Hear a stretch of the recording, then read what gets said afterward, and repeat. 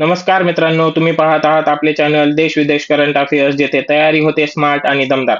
मित्रांनो, ही आहे आपली डेली करंट अफेअर्सची क्लास. आपण रोजच्या रोज टॉप 10 लेटेस्ट न्यूज जबरदस्त पद्धतीने कव्हर करतो. तेही स्पष्टीकरण प्लस रिव्हिजन सहित. आजच्या सत्रामध्ये आपण पाहणार आहोत 16 फेब्रुवारी 2026 मधील सर्वात महत्त्वाच्या टॉप 10 चालू घडामोडी, ज्यामुळे परीक्षेचे गेम चेंजर. यामुळे आपल्याला परीक्षेमध्ये येणारे क्वेश्चन्स यामध्ये पाहायला मिळणार आहेत आणि जे क्वेश्चन्स गेम चेंजर ठरू शकतात. तुम्ही UPSC, MPSC, SSC, banking, railway किंवा कोणत्याही स्पर्धा परीक्षेची तयारी करत असाल, तर हे सेशन तुमच्यासाठी खूप महत्त्वाचे ठरणार आहेत. 100% उपयोगी सेशन आहेत. चला तर मग आपण ऊर्जा आणि आत्मविश्वासाने टाइम न वाया घालवता सुरू करूया. मला माहिती आहे तुमचा टाइम खूप महत्त्वाचा आहे. तर पहिला प्रश्न, एआय इम्पॅक्ट समिट 2026 चे यजमानपद भारताने कुठे स्वीकारले? विज्ञान भवन नवी दिल्ली आणि भारत मंडपम नवी दिल्ली हे दोन पर्याय जवळजवळचे आहेत. परंतु भारत मंडपम नवी दिल्ली येथे भारताने यजमानपद आर्टिफिशियल इंटेलिजन्सच्या क्षेत्रामध्ये एआय इम्पॅक्ट समिट 2026 चे स्वीकारलेले आहे.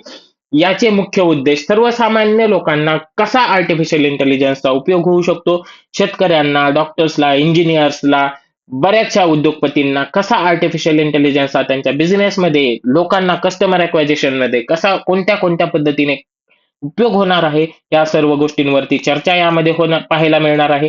16 ते 20 फेब्रुवारीमध्ये ही एआय इम्पॅक्ट समिट दिल्लीमध्ये भारत मंडपम या ठिकाणी आयोजित केली गेलेली आहे. यामध्ये चर्चा आपल्याला पाहायला मिळतील.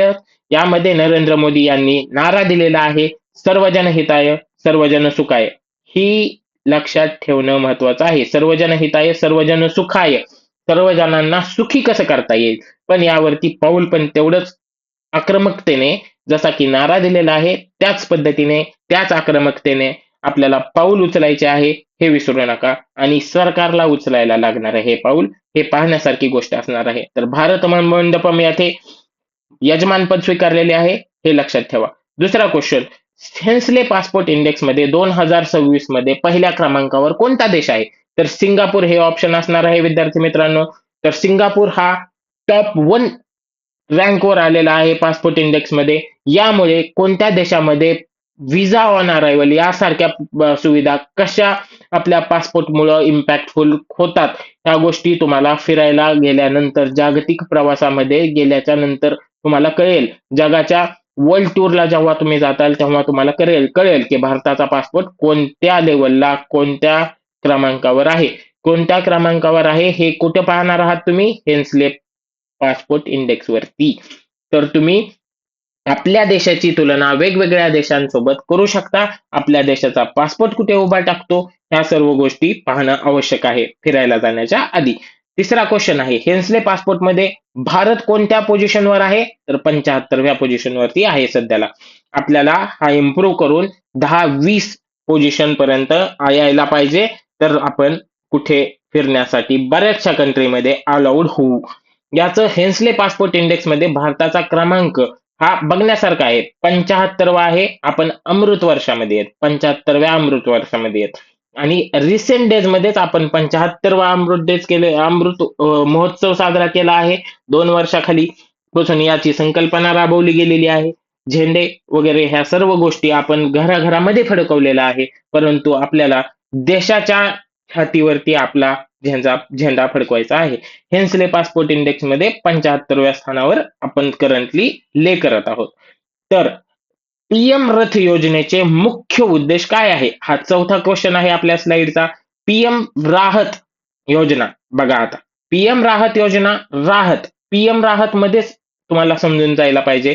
पीएम राहत योजना ही आपल्याला रस्ते आणि अपघात पीडितांना मोफत रुग्णालयीन उपचार गोल्डन अवर्स मध्ये कसा कमी वेळेमध्ये देता येऊ शकतो, याचा या योजनेचा उद्देश असणार आहे. तर त्वरित वैद्यकीय प्रतिसाद कसा मिळणार आहे रुग्णांना, या योजनेमध्ये यांनी इम्प्लिमेंटेशन याचं केलेलं आहे. तर चला, पाचवा क्वेश्चन काय? T20 वर्ल्ड कप मध्ये 2026 मध्ये भारताने पाकिस्तानला किती धावांनी पराभव केला? 61 धावांनी पराभव केलेला आहे. कालचीच मॅच आहे. तर भारत आणि पाकिस्तान मध्ये सामना कोणत्या स्टेडियमवर कालचा झाला होता? प्रेमादास स्टेडियम, प्रेमादास स्टेडियम कोलंबो मध्ये झाला होता. का? तर पाकिस्तान आणि भारतामध्ये आत्ताच हँडशेक मोमेंट वरून पाकिस्तानने भारतामध्ये मॅच खेळण्यास नकार दिला होता. बांगलादेशमध्ये झालेल्या क्रायसिसमुळे बांगलादेशला त्यांना सपोर्ट करायचा होता, त्यामुळे त्यांनी भारतामध्ये मॅच खेळायला नकार दिला आणि आपल्याला आयसीसीने त्यांना जाऊन कन्व्हिन्स केलं, भारतामध्ये नाही तर नाही, तुम्ही कमीत कमी कोलंबोमध्ये तरी या. त्यामुळे खूप मोठा आयसीसीचा बीसीसीआयचा रेव्हेन्यू इम्पॅक्ट होतो आणि पाकिस्तान तर काय कटोराच घेऊन उभा आहे.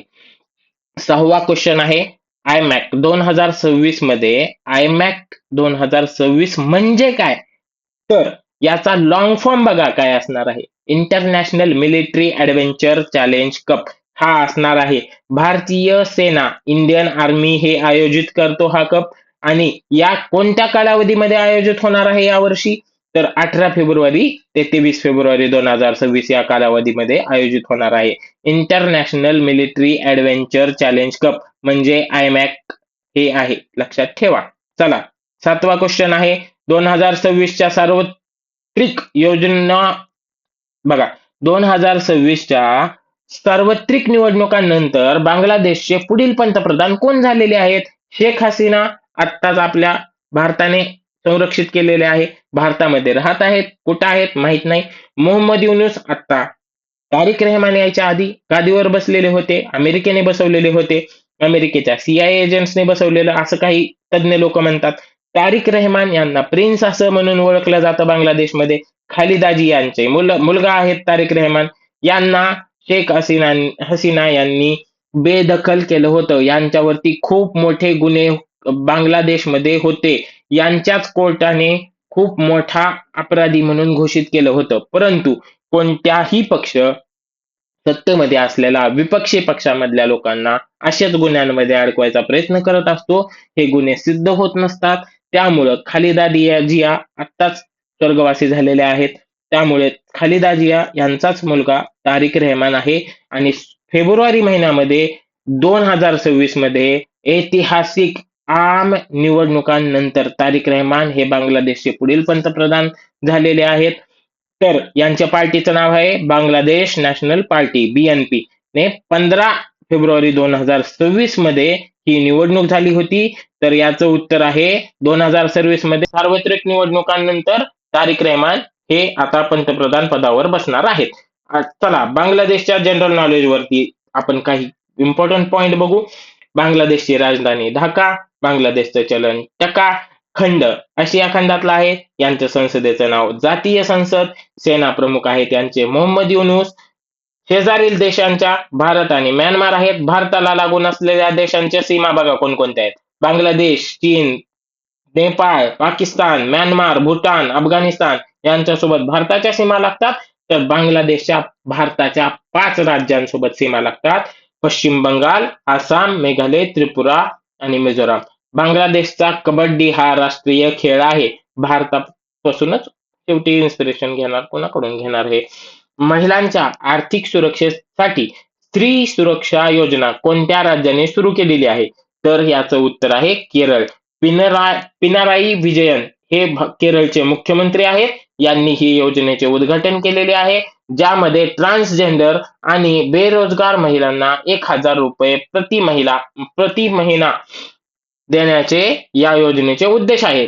स्त्री सुरक्षा योजना, स्त्री सुरक्षा योजना केरळमध्ये लागू केलेली आहे.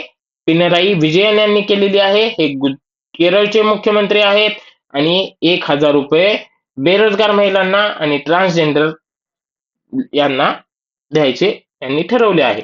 चला पुढे, 9वा क्वेश्चन आहे, फेब्रुवारी 2026 मध्ये गिफ्ट सिटीचे नवे अध्यक्ष म्हणून कोणाची नियुक्ती करण्यात आलेली आहे? उदय कोटक. उदय कोटक हे कोटक महिंद्रा बँकेचे संस्थापक म्हणून सुद्धा ओळखले जातात.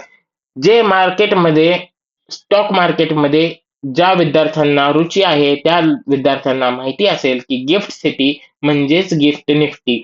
तर याचे आता अध्यक्ष आपल्याला उदय कोटक हे पाहायला मिळणार. निफ्टीचे आता अध्यक्ष ते पाहायला मिळत आहेत.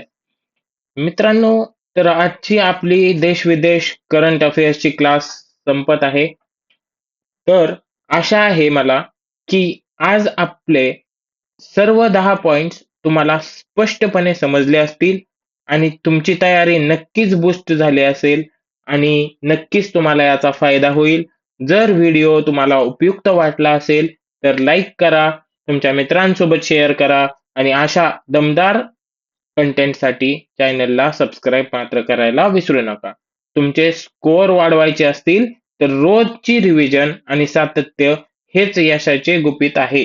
पुन्हा भेटूया पुढच्या क्लासमध्ये आणखीन महत्त्वाच्या चालू घडामोडींसहित. तोपर्यंत stay tuned, stay focused, keep growing. जय हिंद, जय महाराष्ट्र. Thank you.